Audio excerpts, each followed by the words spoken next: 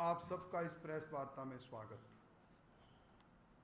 आप सब लोग ये देख रहे हैं कि जो आचार संहिता के निकट सरकार बढ़ती जा रही है, सरकार सरकारी धन का दुरुपयोग करके डिजाइन बॉक्स कंपनी के इशारे पर सरकार के सैकड़ों करोड़ रुपए झूठे विज्ञापनों में खर्च करती है। हाल ही में सरकार ने एक बजटीय घोषणा उन्होंने ये की थी कि लंपी से जो पशु मरे हैं उनको 40,000 की सहायता देंगे। उस बजटीय घोषणा की अनुपालना में सरकार ने किसान महोत्सव के इस नाम पर एक बड़ा विज्ञापन जारी करके ये कहा कि हमने 41,000 पशुपालकों को 176 करोड़ रुपए की सहायता जारी की है। इसी सरकार ने राजस्थान की विधानसभा में ये आंकड़ा रखा था कि जो पशु सरकारी चिकित्सालय में आए और जिनकी मौत हुई उनकी संख्या 76,000 थी। लंपी का रोग जब राजस्थान में फैला था तब सरकार के आंकड़ों के अनुसार 15,67,000 गोवंश इसमें संक्रमित हुआ था। और उस तत्समय सरकार ने ये एक एडवाइजरी जारी की थी कि संक्रमित गायों को ग्राम पंचायत 6 फुट गहरे खड्डे के अंदर जेसीबी की सहायता से उनको दफन करे। इस पर तत्समय सरपंच संघ राजस्थान ने सरकार को कहा था इसके लिए राशि सरकार मुहैया कराए, और सरकार ने आश्वस्त किया था कि ग्राम पंचायतें अपने पैसों से इस काम को कर लें, इसका पुनर्भरण करेंगी। उस समय जो ज्ञापन सरकार को दिया गया सरपंच संघ ने, वो था 5,13,000 गोवंश जिनको वैज्ञानिक ढंग से ग्राम पंचायतों ने जिनको दफनाया था उस आंकड़े के आधार पर उनका 5,13,000 पशुधन है, जबकि ये पशुओं की वास्तविक संख्या जो लंपी से काल कलवित हुई थी उसके 10 लाख के करीब थी। आपने देखा होगा मारवाड़ के अंदर, बीकानेर के अंदर किलोमीटर उस समय गोवंश के नरकंकाल थे। और अब सरकार ने इन 76,000 जो खुद के इनका आंकड़ा था उसमें से जो गौशाला के अंदर जो गायें थी जो लंपी से काल कलवित हुई, ये कहकर उनको अनुदान नहीं दिया कि गौशाला के अंदर सरकार अनुदान दे रही थी। इसके अलावा आरसीडीएफ से मिल्क यूनियन से जुड़ी हुई 41,000 गोवंश का सरकारी रिकॉर्ड होते हुए भी उनको भी एक पैसा नहीं दिया। सरकार ने 5,13,000 की जगह पर सिर्फ 41,000 गोवंश को अनुदान दिया। इस बात को लेकर और इसके दूसरी बातों को लेकर भारतीय जनता पार्टी ने इस कांग्रेस सरकार के विरुद्ध पोल खोल अभियान प्रारंभ किया है। इस पोल खोल अभियान के अंतर्गत हम 5 जुलाई को, जहां सबसे ज्यादा पशुधन काल कलवित हुए थे, बीकानेर के अंदर लंपी से जिन पशुपालकों के पशुधन काल कलवित हुए उनका एक बड़ा सम्मेलन करेंगे और सरकार की वो पोल खोलेंगे। सरकार ने कहा कि हमने बहुत बड़ी राहत दे दी। सरकार ने इसी बजट के अंदर ये घोषणा की थी कि हम कामधेनु फसल बीमा योजना लेकर आएंगे और पशुपालकों को में प्रत्येक परिवार के 2 दुधारू पशुओं को 40,000 रुपये का पशु बीमा मुफ्त में करेंगे। आज सरकार ने खुद ने अपने आंकड़े में कहा है कि हमारे महंगाई राहत कैंप के अंदर 90 लाख पशुपालकों ने रजिस्ट्रेशन करवाया है। 90 लाख पशुपालकों का रजिस्ट्रेशन के बाद जब मैं आपसे बात कर रहा हूं, अब तक सरकार ने बीमा कंपनी का चयन नहीं किया है। सरकार की पोल इसलिए खोल रहे हैं हम कि सरकार हर वर्ग को अपने विज्ञापनों के माध्यम से भ्रमित करने की कोशिश कर रहे हैं। ये जो दोनों बातें मैंने कही, एक तरफ लंपी के अंदर लाखों गोवंश काल कलुषित होने पर 41,000 की सहायता, 41,000 पशुओं की सहायता। दूसरा, पशुधन को सुरक्षा चक्र देने के नाम पर 90 लाख लोगों का रजिस्ट्रेशन और बीमा कंपनी का पता नहीं। और इसी सरकार ने इसी प्रकार ये जो इन्होंने पहले कहा था कि हम सीमांत और लघु सीमांत पशुओं का बीमा करेंगे, खुद विधानसभा में इन्होंने कहा अक्टूबर 2022 तक हमने पशुओं के बीमा करने के काम को प्रारंभ भी नहीं किया। प्रत्येक पंचायत में नंदीशाला खोलने की बात, बड़े बड़े विज्ञापन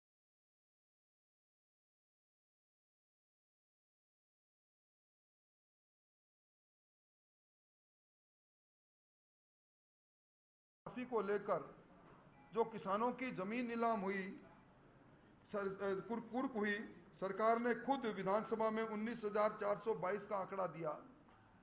हमें जुलाई के दूसरे सप्ताह में एक झुंझुनू जिले के अंदर उन किसानों का सम्मेलन करेंगे जिन किसानों की जमीन या तो कुर्क होगी या जिनके खाते एनपीए हो गए।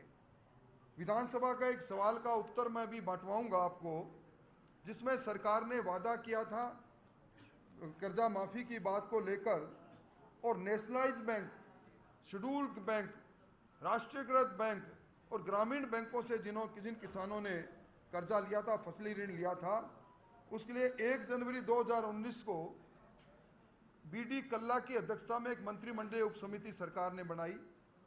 और विधानसभा में इन्होंने कहा हम इस मंत्रिमंडलीय उपसमिति की सिफारिश के आधार पर राष्ट्रीयकृत बैंकों से जिन किसानों ने कर्जा लिया उनका वन टाइम सेटलमेंट करेंगे। विधानसभा के उत्तर में इन्होंने खुद ने माना है, उत्तर में भी आपको दूंगा, कि 30 नवंबर 2018 तक राष्ट्रीयकृत बैंक, शेड्यूल बैंक और आरआरबी के ऋणी किसान थे, वो उनकी संख्या थी 3,49,257 और इन पर ऋण था 6,018 करोड़ 93 लाख। और जो ऋण सरकार को माफ करना था वो था 5,638 करोड़ 47 लाख, और एक पैसा भी नहीं इनका हुआ। और सरकार ने अपने उत्तर में खुद कहा है कि इन 5,638 करोड़ रुपए जिन किसानों पर ऋण था, 3,49,000 किसानों का इनके खाते एनपीए हो गए। यानी अब सरकार ने वादा किया था हम डेट रिलीफ एक्ट लेकर आएंगे। खाता जब एनपीए होता है तो उसकी दूसरी स्टेज के अंदर जमीन कुर्क होती है। इन किसानों की जमीन भी कुर्क होने की ओर आगे बढ़ चुकी है। और इन किसानों पर जो इन्होंने वादा किया था दिसंबर 2018 तक के किसानों का सब ऋण माफ करने का, ये 5,638 करोड़ का ऋण आज ब्याज और चक्रवृद्धि ब्याज करके ये 12,600 करोड़ के लगभग हो गया। ये किसान की ऋण माफी योजना का ये चेहरा है। इन दोनों बातों को लेकर हम एक बड़ा सम्मेलन जिनके पशु काल कलवित हुए हैं बीकानेर में 5 जुलाई को, और जुलाई के दूसरा सप्ताह में तारीख अभी अध्यक्ष जी से बात करके हम घोषित करेंगे। हम झुंझुनू में सम्मेलन करके पोल खोलेंगे सरकार के विरुद्ध में। अब जमीनी तौर पर उन सारे वर्गों को धीरे धीरे लेकर आएंगे जिनसे वादा सरकार करती है, महंगाई राहत कैंप में करती है और कभी बजट में करती है और कभी जन घोषणा पत्र में करती है, जिनको अमली जामा नहीं पहनाती।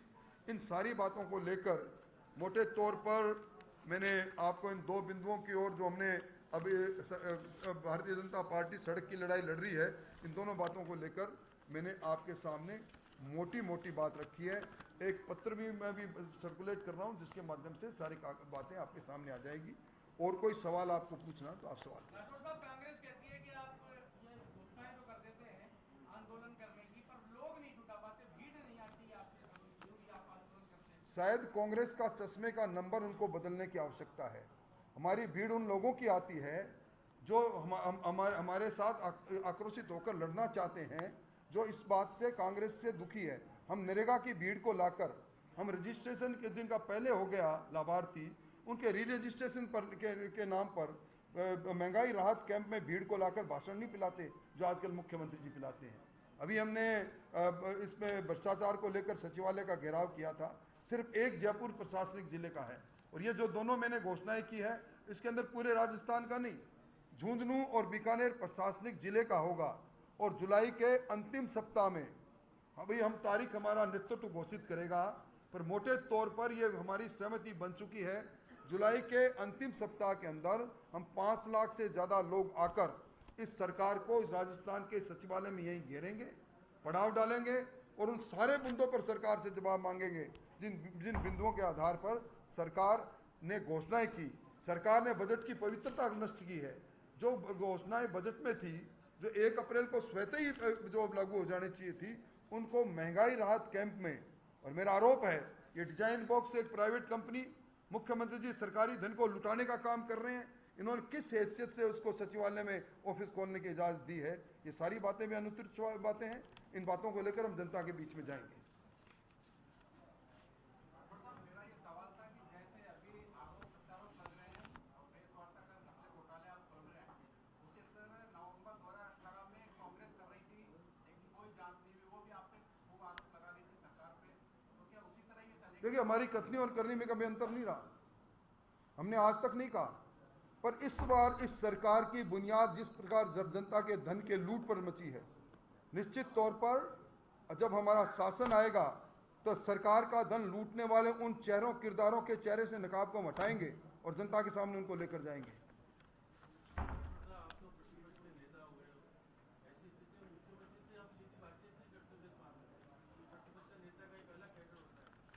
देखिए, मुख्यमंत्री जी ने ये परंपरा मुख्यमंत्री जी ने तोड़ी है। मुख्यमंत्री जी ने किसी भी मामले में कभी संवाद करने की कोशिश नहीं की। ईआरसीपी में उन्होंने आखिरी सर्वदलीय बैठक बुलाई थी जिसमें कंसेशन ये हुआ था कि राजस्थान सरकार का एक तकनीकी अधिकारियों का एक दल जाकर सीडब्ल्यूसी में बात करेगा, वो आज तक इन्होंने नहीं भेजा। इसलिए मैं समझता हूँ कि ये बड़ी बड़ी बातें जरूर करते हैं, पर जिस प्रकार इन्होंने महंगाई राहत कैंपों का कांग्रेसीकरण किया है, सरकार के विज्ञापनों में पीसीसी के चीफ दिखने लगे हैं, इसलिए अब ये सरकार जनता की सरकार होती तो प्रतिपक्ष की अहमियत होती। इनके नज़रों में प्रतिपक्ष की अहमियत कुछ नहीं। ये संविधान की बात करते हैं, संविधान संकट की बात करते हैं, पर खुद संवैधानिक प्रावधानों की पालना करते तो बजटीय प्रावधानों का इस तरह मजाक नहीं उड़ाते। अभी आपने कहा 40,000 गौवंश आपके यानी जो कांग्रेस गवर्नमेंट ने दिया, आपके साथ कितनी है? आपने लाखों संख्या बताई, लाखों। मेरे हिसाब से जो अधिकृत आंकड़ा जो विधानसभा में हमने कहा था 5,13,000 तो वो है जिनका पैसा ग्राम पंचायतों के सरपंचों ने उठाया है। आज या दोनों बातों में एक बात गलत है, या तो ये 5,13,000 इन पशुधन को दफनाने का जो पैसा उठा है ग्राम पंचायत में, तो ये वो गलत है, और या सरकार का 41,000 का आंकड़ा ठीक है। ये सरकार को इसकी जांच करानी चाहिए। दूध का दूध पानी का पानी हो जाएगा। या तो किसी एक वर्ग को लाभ देने की बात करनी नहीं चाहिए, और जब लाभ देने की बात इन्होंने की है तो फिर ये सारे अनुत्तरित सवाल खड़े हैं कि वास्तव में सब पशुपालकों को, आप राजस्थान के किसी कोने में चले जाओ, आप इस मामले के अंदर पशुपालकों का गुस्सा आपको दिखाई देगा।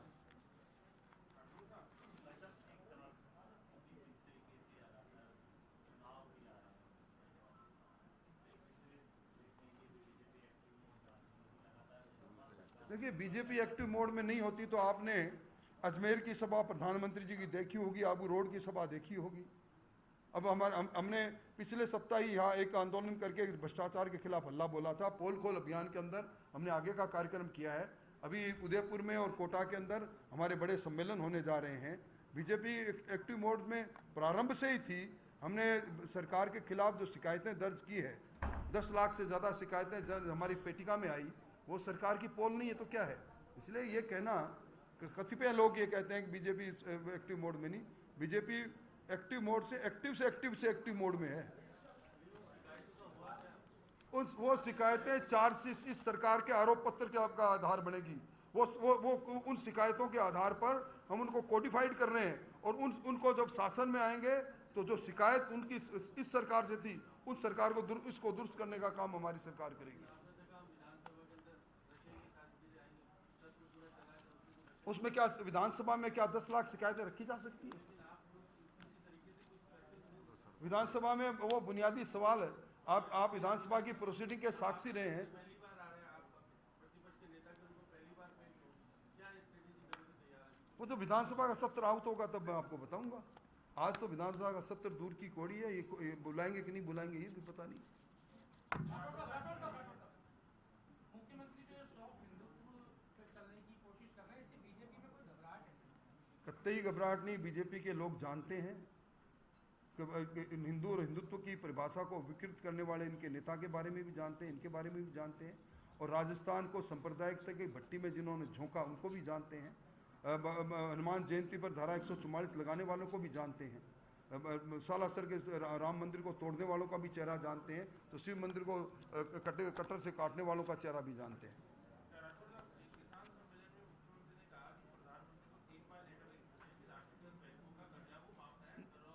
मैं कह रहा हूं, जब इन्होंने जन घोषणा पत्र में इस बात को लिखा तब इन्होंने लिखा था कि केंद्र सरकार से मैं सहमति प्राप्त करूंगा। क्यों लिखा और किस तरह लिखा? फिर कल्ला कमेटी बनाई। कल्ला कमेटी की अभिशंसा ये थी कि ये जो राष्ट्रीयकृत बैंकों का इनका पैसा माफ करो। क्यों इन्होंने कल्ला कमेटी बनाई? क्यों वो दक्षिणी राज्यों में गई? इन्होंने 3 पत्र नहीं लिखे, इन्होंने 1 दर्जन पत्र लिखे हैं। पर ये चिट्ठी लिखो खेल के आधार पर आज किसानों पर 12,000 करोड़ का कर्जा हो गया और किसान डिफाल्टर हो गया।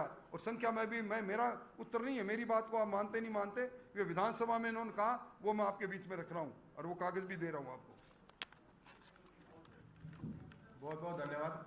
अभी केंद्रीय मंत्री संजीव बालियान जी आपके बीच में एक नेशनल इशू पे बाइट देंगे बाहर, तो आप कृपया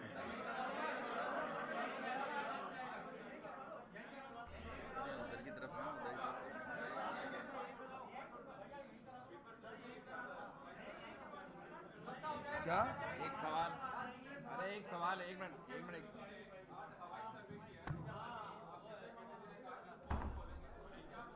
देखिए, आज 48 घंटे लोग पानी में रहे और मुख्यमंत्री जब हवा में उड़ान भर रहे हैं, एसडीआरएफ में सरकारी आंकड़े कह रहे हैं 2,750 करोड़ रुपए इनके पास है, जिसमें 50% पैसा केंद्र सरकार का है। इन्होंने सिर्फ येलो अलर्ट, रेड अलर्ट जारी करने के अलावा कोई जो पता था पूरे देश के अंदर कि इस प्रकार का तूफान आ रहा है। राजस्थान की सरकार की जीरो तैयारी थी। आज गुजरात के अंदर 100 किलोमीटर की रफ्तार से ज़्यादा वो तूफान गुजरा, 1 कैजुअल्टी होती है। यहाँ 50 किलोमीटर की दर से गुजरा, 7 कैजुअल्टी होती है। आज भी मैं पहले कह रहा हूँ, पूरे राजस्थान में कहीं नालों की सफाई नहीं मानसून से पहले, कहीं नालियों की सफाई नहीं, कहीं सड़कों के खड्डे नहीं भरेंगे। आने वाले समय में बहुत बड़ा नुकसान और होगा। ये सरकार थोथी घोषणाएं हैं, सिर्फ एक रेड अलर्ट और गाइडलाइन जारी करने से थोड़ी होगा। सरकार की क्या तैयारी थी? जमीन स्तर पर कोई तैयारी नहीं थी।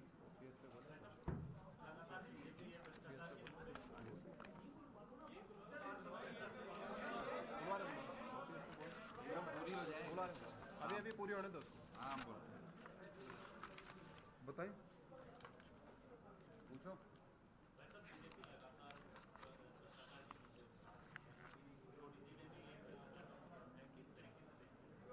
देखिए, हम हमेशा प्रमाण के आधार पर, तथ्यों के आधार पर अपनी बात को रखते हैं और तथ्य ये कहते हैं कि इस सरकार की बातों में और सरकार में संस्थागत भ्रष्टाचार का तांडव मचा हुआ है।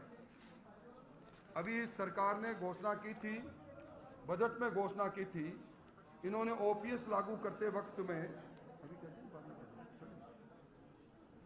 चलो अभी संजीव बालियान जी को बुलाते हैं, यहीं पे बैठ जाते हैं।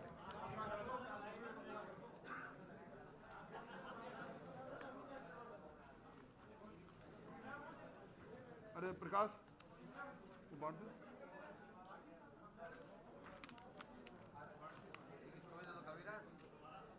चलिए साहब, बहुत बहुत धन्यवाद। मुझसे तो कोई सवाल नहीं ना, मैं सीधा सादा बंदा, मैं सीधा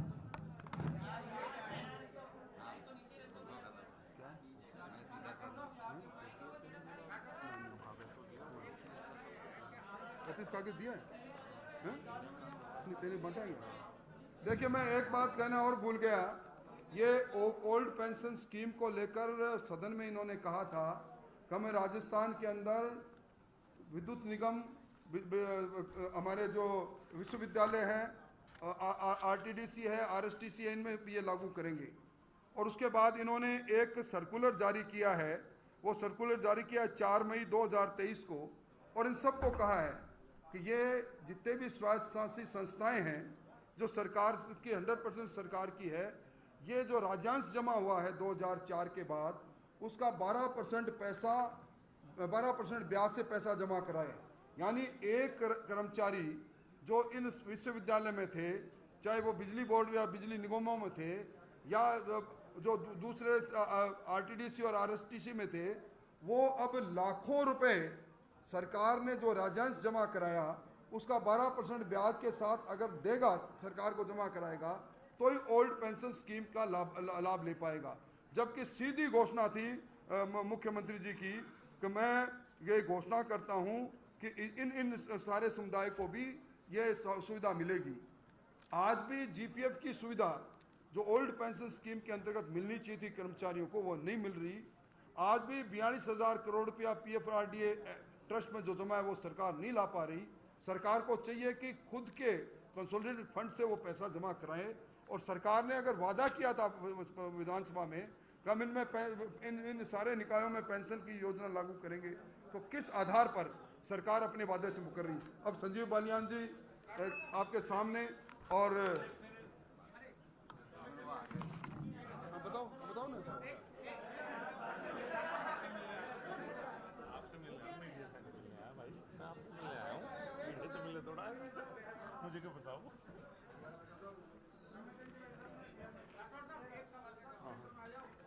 जेडीए के डायरेक्टर ने ओपिनियन दिए है कि जयपुर में 500 करोड़ की जमीन फुटफुट कर दी गई सरकारी, और ईडी और सीबीआई से जांच की सिफारिश की, आपका क्या मानना है?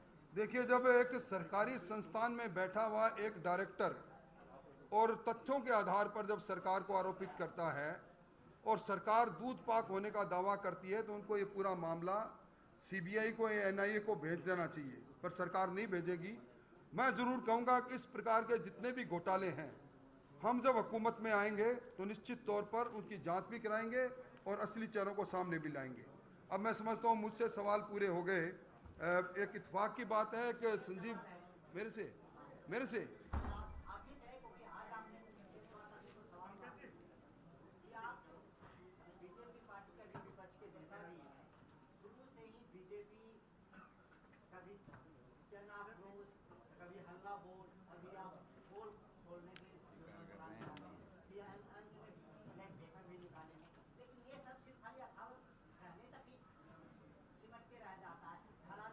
अब खंदक की लड़ाई हमने प्रारंभ कर दी। मैंने कहा ना 5 तारीख को हम जिन पशुपालकों को सरकार ने धोखा दिया उनका एक बड़ा सम्मेलन करेंगे, और उसके बाद एक सप्ताह के बाद झुंझुनू के अंदर हम जिन किसानों की ज़मीन ऑक्शन होने को है, जिनके खाते एनपीए, उनका सम्मेलन करेंगे। अभी भ्रष्टाचार के खिलाफ हमने किया ही था। और अभी आपने देखा होगा देश के विश्व के सबसे लोकप्रिय नेता आए और अब तक की सबसे बड़ी रैली अजमेर में हुई थी।